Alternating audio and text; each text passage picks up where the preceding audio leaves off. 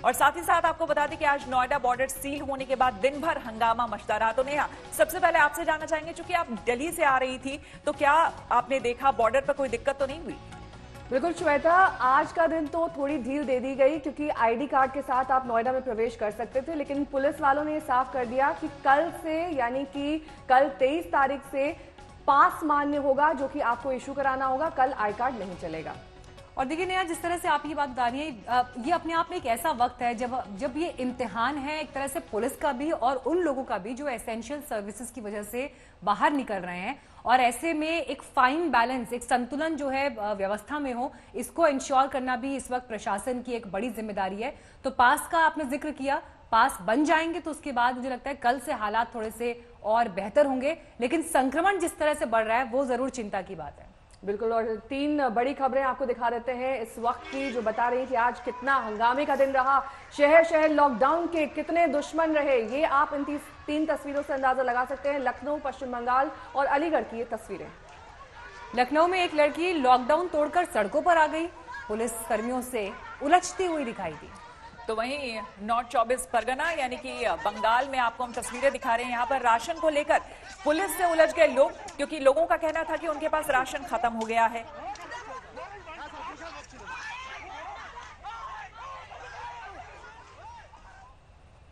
और इस वक्त प्रकाश जावड़ेकर जो है वो प्रेस कॉन्फ्रेंस कर रहे हैं, तो आइए सीधे रुक करते हैं इस प्रेस कॉन्फ्रेंस का। बार बार हाथ धोना सबको ये करना चाहिए। आज प्रधानमंत्री नरेंद्र मोदी जी के अध्यक्षता में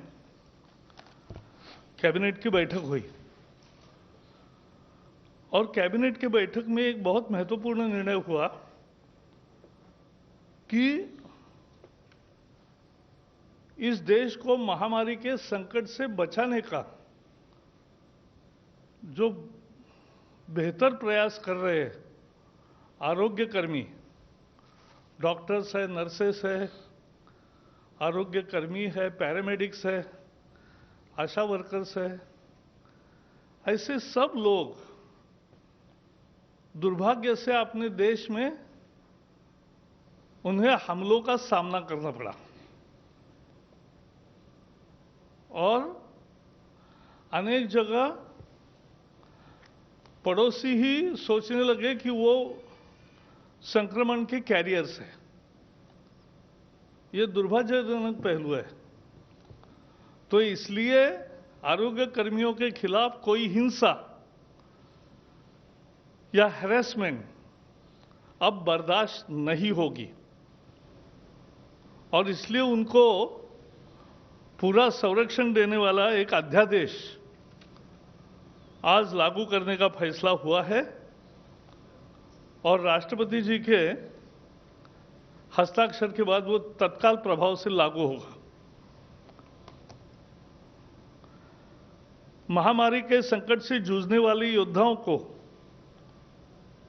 देश जब उन्हें सलाम कर रहा है, कुछ लोग उन पर हमले कर रहे हैं,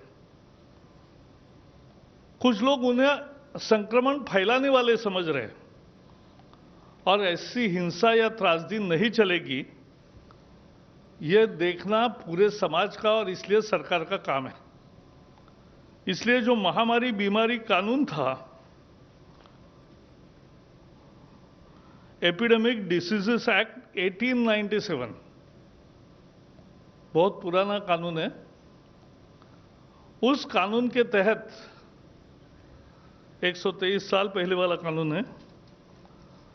उस कानून के तहत उसमें बदलाव करके यह अध्यादेश लागू करने का निर्णय आज मंत्रिमंडल ने किया है।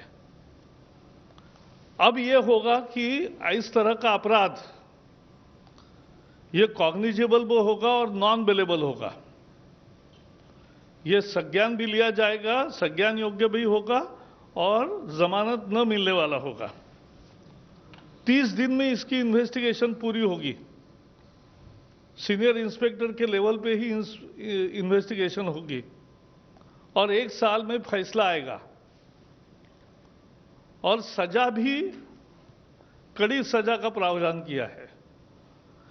3 महीने से 5 साल सजा हो सकती है अगर इन पर हमले हुए या कोई नुकसान किया, और 50,000 से 2 लाख रुपए तक का जुर्माना देना पड़ सकता है।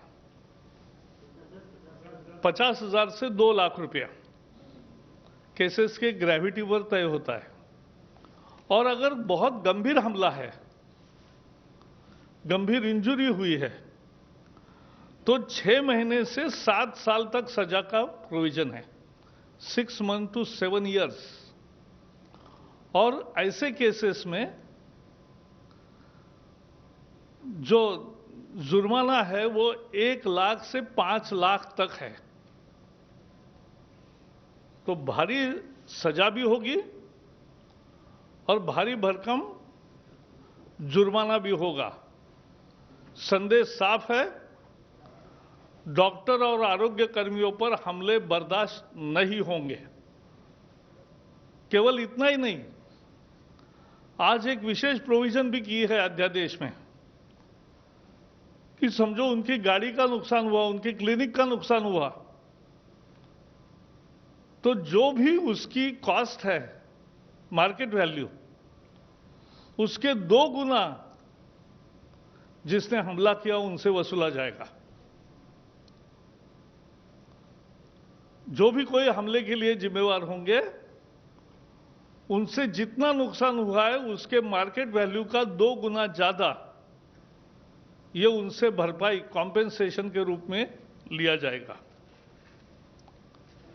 वैसे अभी केंद्र के आईपीसी है, इंडियन पिनल कोड है, क्रिमिनल प्रोसीजर कोड है, नेशनल सिक्योरिटी एक्ट है, डिजास्टर मैनेजमेंट एक्ट है, और अनेक राज्यों के कानून भी है। लेकिन फिर भी सबकी मांग भी थी कि देश भर का कानून बने, और इसलिए आज पूरे देश में लागू होने वाला अध्यादेश आज लागू किया है। डॉक्टर अब, क्योंकि कोविड का संकट ये गंभीर संकट है, इसमें बिना टेंशन डॉक्टर और आरोग्य कर्मी काम कर सके, ना उनके साथ कोई हमला होगा, ना उनके साथ कोई जाति होगी, इस तरह की व्यवस्था अब कायम होगी। आपको पता है, मोदी सरकार ने ये महामारी का संकट आने के साथ ही अनेक कदम उठाए, और सारे आरोग्य सेवा में लगे हुए सभी कर्मचारी, डॉक्टर से लेकर आशा वर्कर तक, नर्सेस से लेकर स्टाफ तक, पैरामेडिक्स तक से लेकर अन्य लोग भी, इन सबके लिए 50-50 लाख का इंश्योरेंस शुरू किया, ताकि मद निश्चिंत होकर आदमी काम कर सके। और इसलिए ये इंश्योरेंस का काम किया। दूसरा एक बड़ा फैसला लिया कि आयुष्मान योजना के लाभार्थी, अभी समझो किसी को कोविड है तो वो कोविड हॉस्पिटल में जाते हैं, वो एम्पैनल्ड हॉस्पिटल के सूची में नहीं है, लेकिन फिर भी उसको ट्रीटमेंट भी मिलेगी और उसका खर्चा भी मिलेगा, उसको पैसे नहीं देने पड़ेंगे। आयुष्मान भारत के जो योजना के जो पीएम जय योजना के जो 50 करोड़ से ज्यादा लोग लाभार्थी है, वो अगर दूसरी बीमारी, कोविड नहीं है, नॉन कोविड बीमारी, और नॉन पैनल्ड हॉस्पिटल में अगर अभी जाएंगे तो सरकारी अस्पताल के सर्टिफिकेट से उनका भी ट्रीटमेंट होगा और उसका पैसा नहीं लिया जाएगा। आपको मालूम है, इस देश में कोविड हॉस्पिटल नहीं था। कोविड हॉस्पिटल क्यों? दुनिया में नहीं था, अपने ही देश में क्यों? और अब अपने जो हॉस्पिटल्स थे, और ये नए कोविड हॉस्पिटल बने 723, इसमें अब 1,86,000 लगभग 2 लाख बेड्स आइसोलेशन के तैयार हो गए हैं। 24,000 आईसीयू बेड्स है और 12,190 वेंटिलेटर्स है। तो ये सेवाओं का विस्तार 3 महीने में किया। भारत में पहली केस 30 जनवरी को हुई। उसके पहले चीन में संक्रमण आया, तभी से प्रधानमंत्री हमें कैबिनेट में भी बताते थे कि यह गंभीर संकट है, यह चुनौती सारे विश्व के सामने आएगी और हमें तैयारी करनी चाहिए। और इसलिए तैयारी में जुट गए।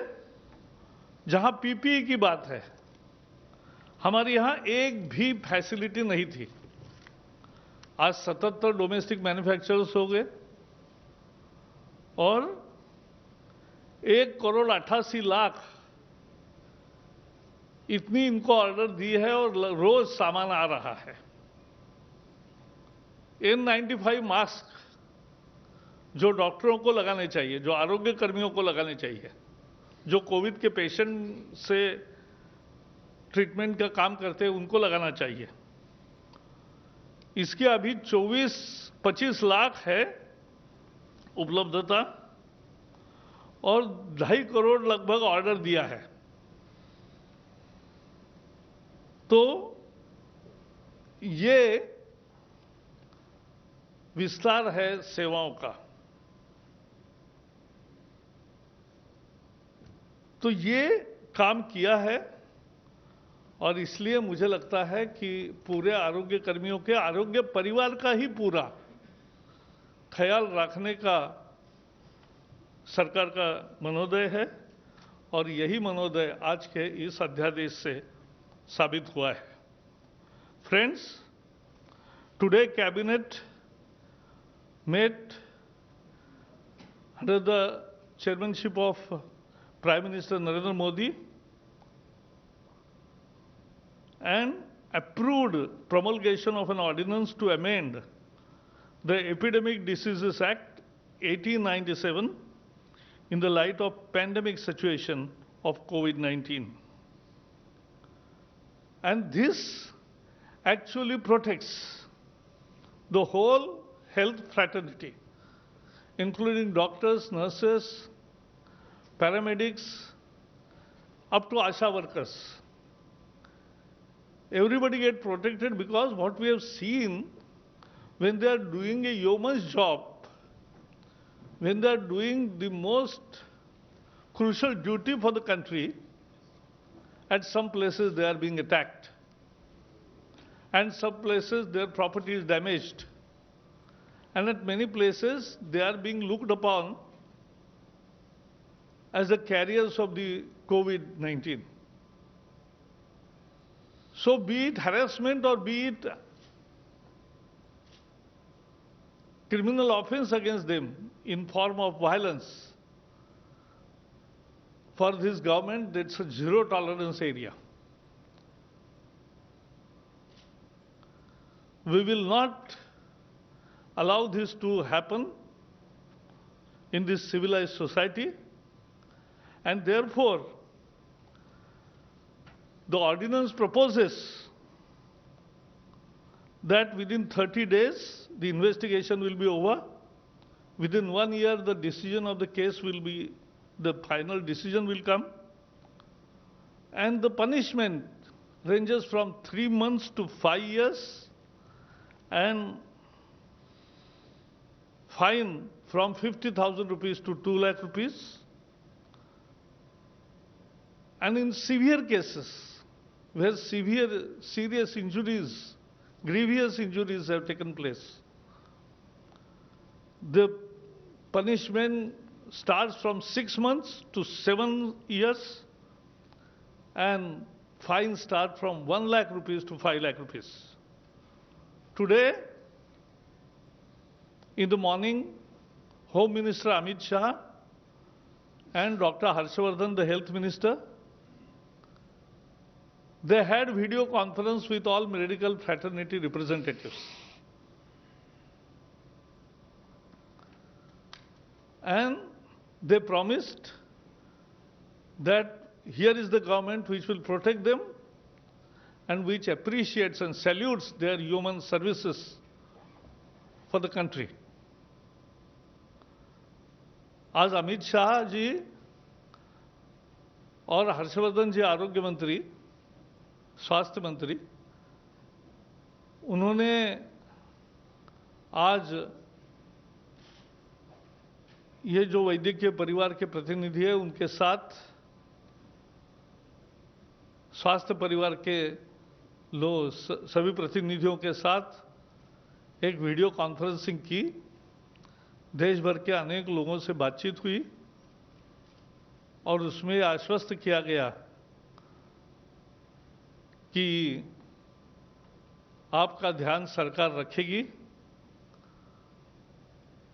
और आप पर कोई हिंसा या कोई अपमान का प्रसंग नहीं आएगा, कोई हैरेसमेंट नहीं होगा। और इसलिए अभी केंद्रीय कानून भी है, NSA, disaster management act, IPC, CrPC, फिर भी ये अध्यादेश लाने का फैसला किया। And today, as you know, for last 3 months, government is super active on the front of providing best services, and already all the health fraternity has been provided with 50 lakh rupees insurance per head. The difficulties in Ayushman treatment in unpaneled, unimpaneled hospital are also already removed. COVID hospital, which was 0, is now 700 plus. Isolation bed nearly 2 lakh. Ventilators nearly 15,000. PPEs and N95 mask, which was not produced in our country for 70 years, now are produced in our country, make in India. And that is also happening. And ventilators. Friends, there was another decision to increase the subsidy on phosphatic and potassic fertilizers for year 2021. Now, this year, government will incur expenditure in form of subsidy is 22,186 crores. So that's another decision. And phosphatic. There will be The subsidy, which is a regular scheme, this year it will be more than last year.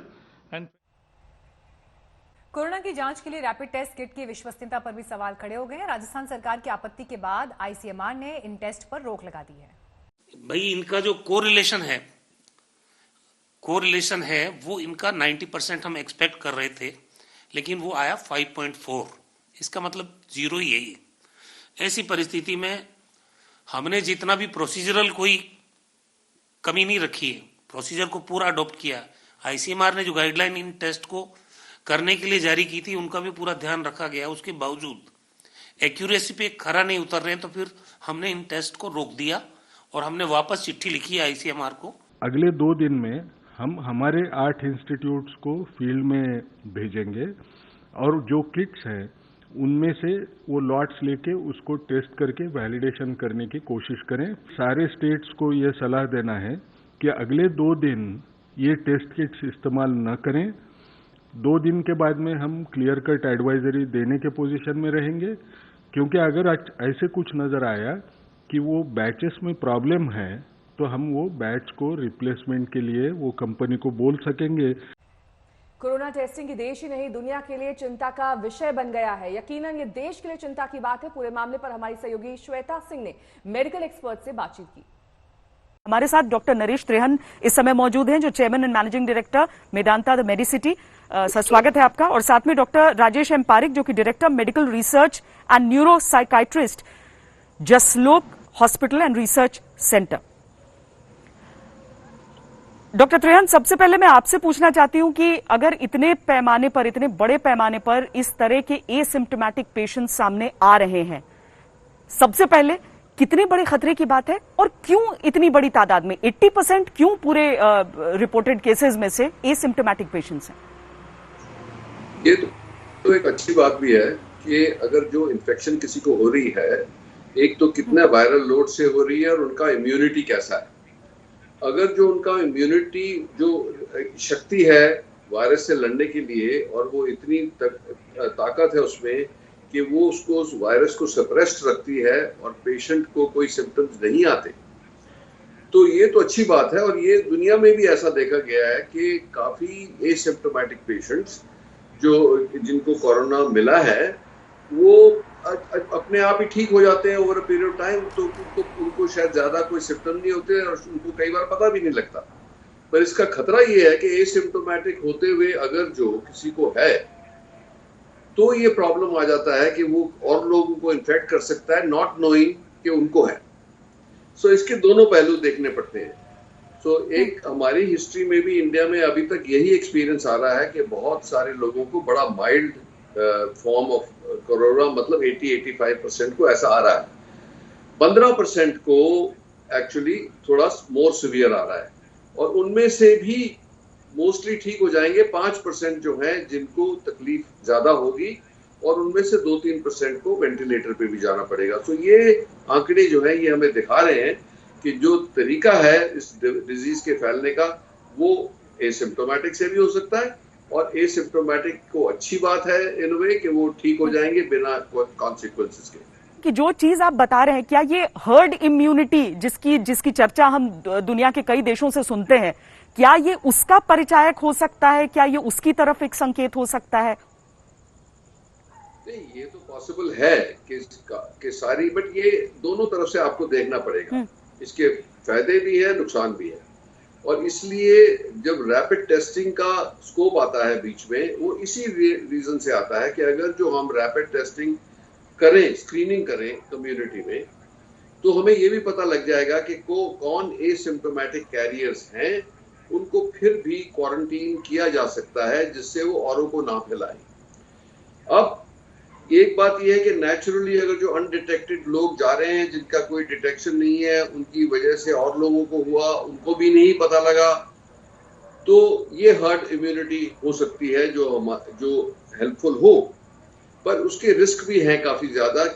Doctor Pareek भी हमारे साथ जुड़ गए हैं अभी। Doctor Pareek, जो asymptomatic patients की बात हम कर रहे हैं कोरोना वायरस के इस समय में, सबसे पहले तो ये आपसे समझना चाहते हैं कि अगर हेल्थ मिनिस्ट्री की तरफ से ये कहा जा रहा है कि 80% अभी तक जो मामले हमारे सामने आए हैं उसमें 80% मरीज एसिम्प्टोमेटिक थे, यानी उन्होंने लक्षण नहीं दिखाए, कितनी खतरनाक आपके हिसाब से ये चीज हो सकती है? क्योंकि जो आदमी जानता ही नहीं उसका लक्षण क्या है, वो कहीं दूसरों तक ज्यादा न फैलाए इसे। लेकिन मैं जो आपको दिखा रहा हूँ वो 1.5 महीने पहले का डेटा है।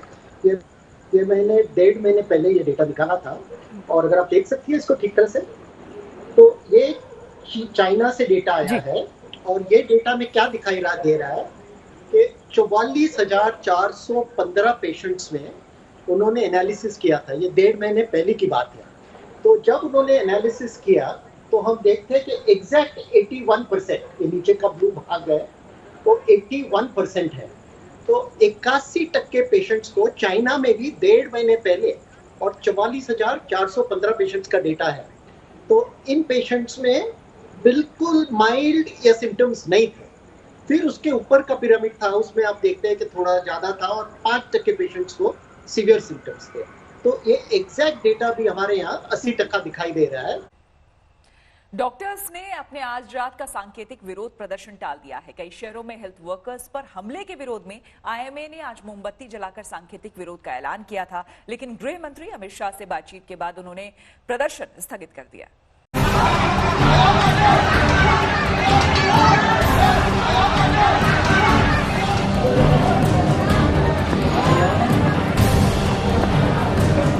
ये पिछले हफ्ते की तस्वीर है जब यूपी के मुरादाबाद में कुछ लोगों ने हेल्थ वर्करों पर हमला बोल दिया था।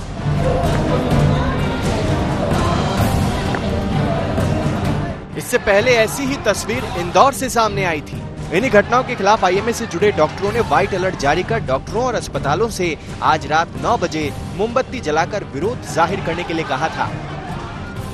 आईएमए के इस ऐलान के बाद सरकार हरकत में आ गई। खुद गृह मंत्री अमित शाह ने डॉक्टरों को समझाने का जिम्मा उठाया। वीडियो कॉन्फ्रेंसिंग से आईएमए के प्रतिनिधियों से बात कर शाह ने उन्हें सुरक्षा का भरोसा दिया और सांकेतिक प्रदर्शन करने की अपील की थी। शाह की इस अपील पर डॉक्टरों ने अपना प्रदर्शन रद्द कर दिया।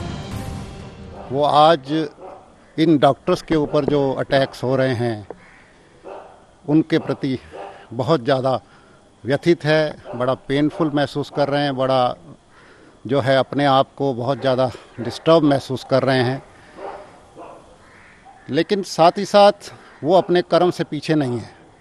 जिस तरह से वो दिन रात काम करके एक वॉरियर की तरह से सारे हेल्थ केयर वर्कर्स के साथ में काम कर रहे हैं, उसकी तारीफ आज हमारे प्रधानमंत्री जी ने भी की, हमारे हेल्थ मिनिस्टर ने भी की, सभी लोगों ने तारीफ की है। लेकिन फिर भी ये अटैक्स नहीं रुक रहे हैं। इसके लिए हम ये चाहते हैं कि कोई ना कोई ऐसा कानून जो है बनाया जाए जिससे कि डॉक्टर्स के ऊपर ये अटैक बंद हों। 9 मिनट। गौरतलब है कोरोना के खिलाफ जंग में पीएम के आह्वान पर देश ने कभी थालियां और घंटियां बजाई थी, मोमबत्ती और दिए भी जलाए थे। लेकिन इन्हीं डॉक्टरों पर कई शहरों में बदसलूकी हो रही है, हमले हो रहे हैं। यकीनन चिंता की बात है। जितेंद्र बहादुर सिंह, दिल्ली, आज तक। हमले किए जा रहे तो वही दूसरी तरफ लॉकडाउन में पुलिस को भी निशाना बनाया जा रहा है। आपको बता दें, ये जो तस्वीरें आप देख रहे हैं, अलीगढ़ में पुलिस और पब्लिक आपस में ही भिड़ गए, पत्थर ईंट रोड़े चलने लगे, कई लोग घायल हो गए। तब जाकर समझ में आया कि दरअसल मामला गंभीर है। दरअसल अलीगढ़ के भूजपुरा में सब्जी मंडी को खोलने की एक मियाद तय की गई थी, लेकिन लोग इसके बाद मंडियों में जमे रहे तो पुलिस को यहां पर सख्ती दिखानी पड़ी। वहां पर पहुंची टीम भी पथराव में हालांकि घायल हो गई।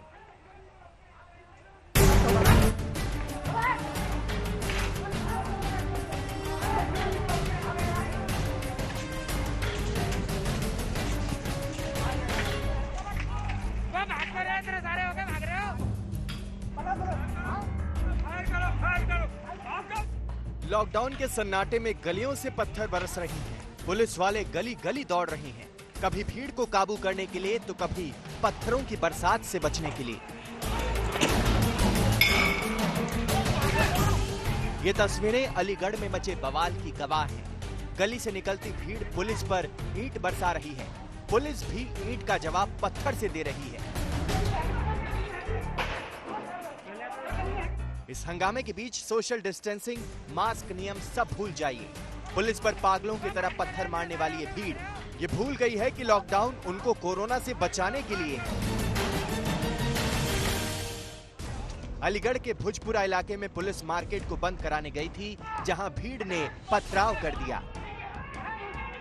बाजार खुलने की छूट सुबह 6 बजे से 10 बजे तक थी, लेकिन उसके बाद भी मार्केट की रौनक जारी रही तो मजबूरन पुलिस को मोर्चा संभालना पड़ा। पुलिस ने सब्जी के ठेले लगाने वाले और दुकानदारों से बाजार बंद करने को कहा। इसी दौरान 2 सब्जी वाले आपस में भिड़ गए, पथराव शुरू हो गया। पुलिस ने बीच बचाव किया तो निशाने पर पुलिसकर्मी भी आ गए और देखते ही देखते अलीगढ़ की गलियां जंग का मैदान बन गई। दुकानदार पुलिस पर हमलावर हो गए, कोरोना योद्धाओं पर पत्थर बरसने लगे।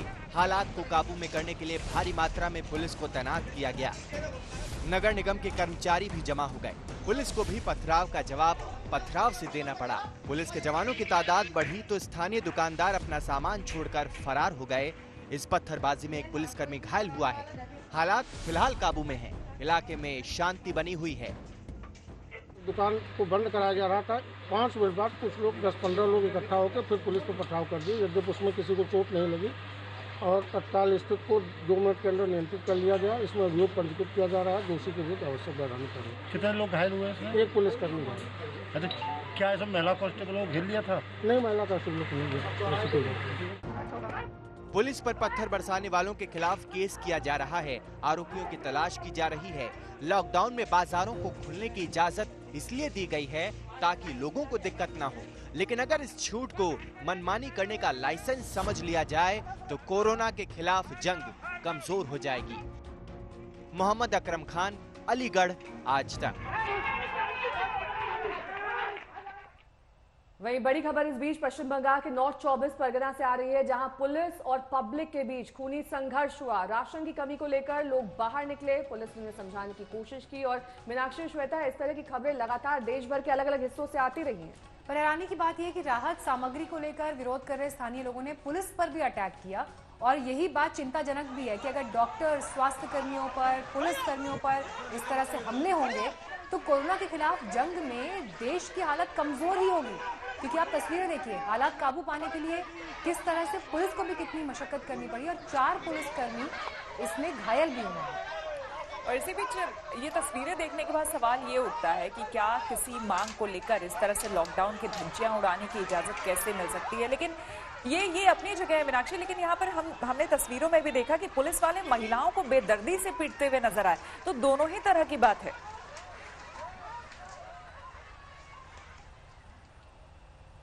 कोरोना ने दिल्ली और एनसीआर के बीच सीमा सील की लकीरें और ज्यादा बढ़ा दी हैं। कल गाजियाबाद बॉर्डर सील हुआ था, आज से दिल्ली से नोएडा के सभी रास्ते सील कर दिए गए हैं। और दिल्ली से यूपी की नो एंट्री से बॉर्डर पर सुबह से ही लोग काफी परेशान भी नजर आए, क्योंकि जिनके पास नहीं थे, ऐसे लोगों को एंट्री नहीं मिल रही थी दिल्ली से यूपी की तरफ आने के लिए। और ये चिंता का विषय था, जिसके बाद जाम की स्थिति भी श्वेता कई जगह दिखाई दी। बिल्कुल। और नोएडा में बढ़ते मामलों को लेकर दिल्ली आने जाने पर रोक का आज पहला चुके दिन है और आज ही पास बनाने वालों की लंबी लाइन भी लगी हुई है। हालांकि आज मीडिया कर्मियों को राहत मिली थी, लेकिन कल से ये मैंडेटरी है, जिसके पास पास होगा वही जा पाएगा, अदरवाइज नहीं जा सकता।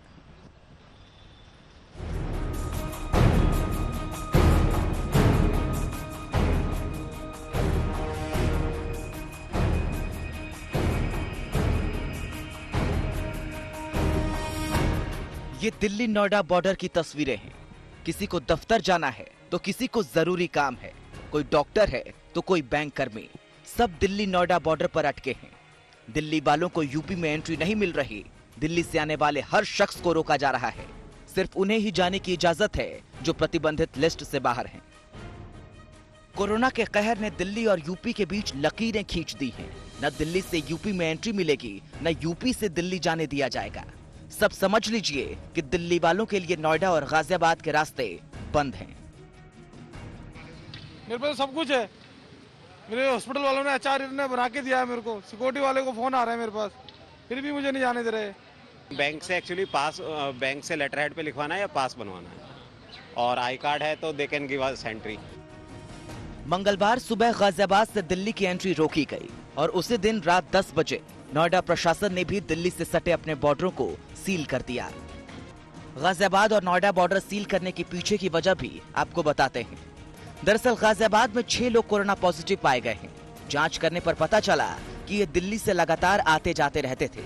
इसी तरह नोएडा में भी कुछ दिनों से ऐसे लोगों की रिपोर्ट पॉजिटिव आई है, जिनका संबंध किसी न किसी वजह से दिल्ली से रहा है।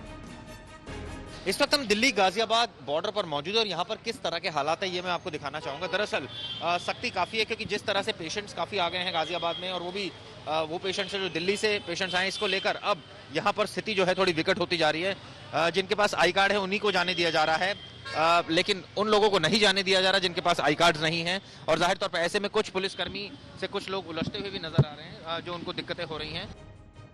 इस प्रतिबंध से जरूरी सेवा से जुड़े लोगों को छूट दी गई है, जिसके तहत कोविड-19 कार्यक्रम में पास वाले कर्मचारी अफसर, जरूरी सेवा से जुड़े ट्रांसपोर्ट, एम्बुलेंस सेवा, आपातकालीन सेवाएं से जुड़े लोग और पास प्राप्त मीडिया कर्मी।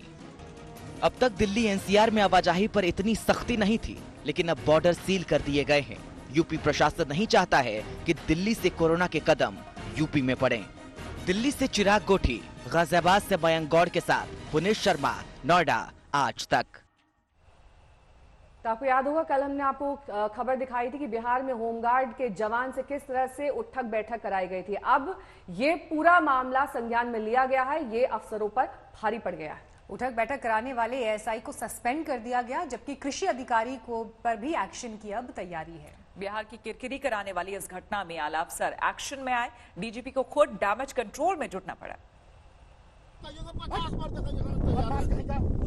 हमारे बेइज्जती में होगा, बिल्कुल पदाधिकारी है, सीनियर पदाधिकारी, एग्रीकल्चर पदाधिकारी, हम पदाधिकारी यहाँ कहीं इंचार्ज हूँ। 12 बजे से हमारे बीसी बंद हो गई, कैंसिल हो गया। शादी मामला तू अभी अंदर आता। सुशासन बाबू के पुलिस वाले पूरे ताव में हैं। तमतमाकर चेहरा लाल हो गया है। बर्दाश्त नहीं होता कि एक जवान ने कृषि अधिकारी से पास मांगने की जुर्रत कर दी। उस वक्त तो एक खाकी बाबू होता रहा, दूसरा खाकी चरणों में लौटता रहा और तीसरा कृषि अधिकारी अहंकार की फसल लहराता रहा। कृषि अधिकारी पुलिस अधिकारी का ये सामूहिक अभियान पूरे देश ने देखा। सूबे के मुखिया ने भी देखा होगा, पुलिस ने भी देखा होगा और आज तक के जरिए 33 करोड़ से ज्यादा दर्शकों ने देखा कि कैसे कोरोना की ड्यूटी निभाने पर बुजुर्ग हो चले जवान को दंड सुनाया गया। अब जाकर सरकार की नींद टूटी तो 2 दिन से जांच की फाइल के बाद एक्शन शुरू हुआ।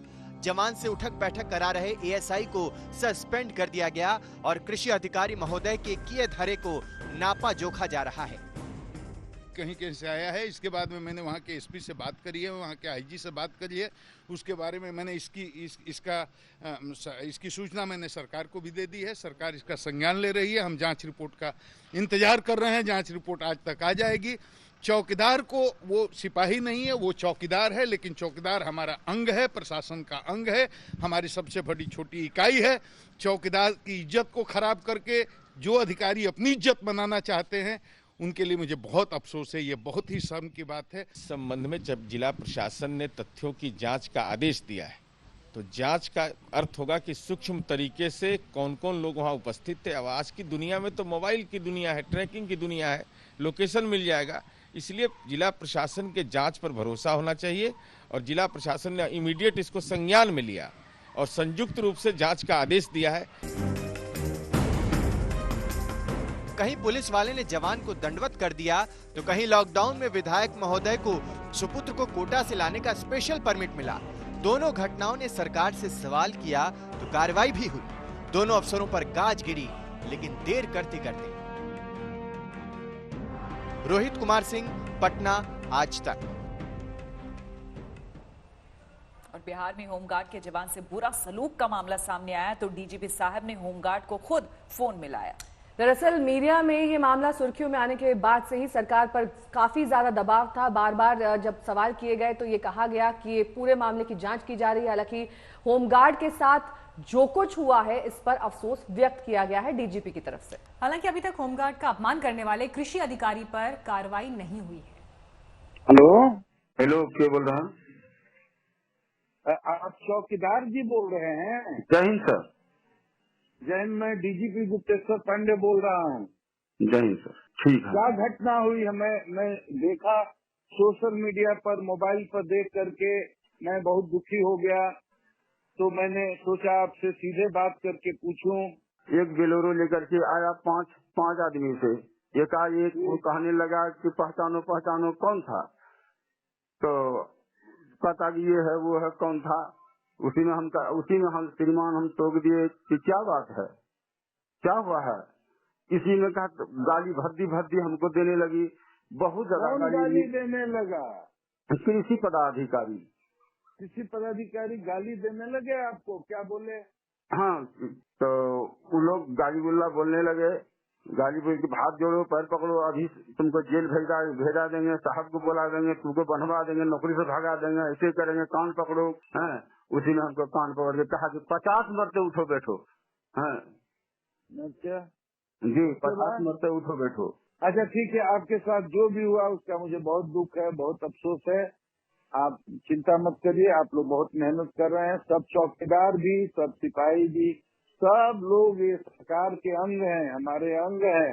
आप सब लोग मनोबल मत गिराइएगा। जो गलती किया उस पर कार्रवाई सरकार करेगी। उत्तर कोरिया के तानाशाह किम जोंग उन की सेहत को लेकर अभी रहस्य बरकरार है, क्योंकि अंतर्राष्ट्रीय मीडिया में उनकी तबियत को लेकर अलग अलग दावे किए जा रहे हैं। कुछ रिपोर्ट्स में उनके ब्रेन डेड होने की बात कही जा रही है, कुछ में उनकी हालत बेहद नाजुक बताई जा रही है।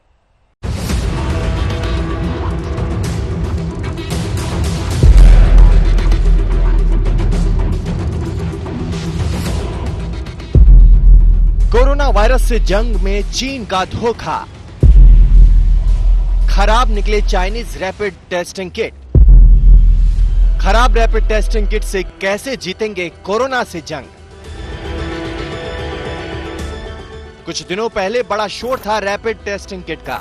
ऐसा लग रहा था कि अब कोरोना संक्रमितों को पकड़ने में आसानी होगी, लेकिन कल राजस्थान के स्वास्थ्य मंत्री ने चीनी किट पर सवाल उठाते हुए कोरोना के रैपिड टेस्ट को बैन कर दिया।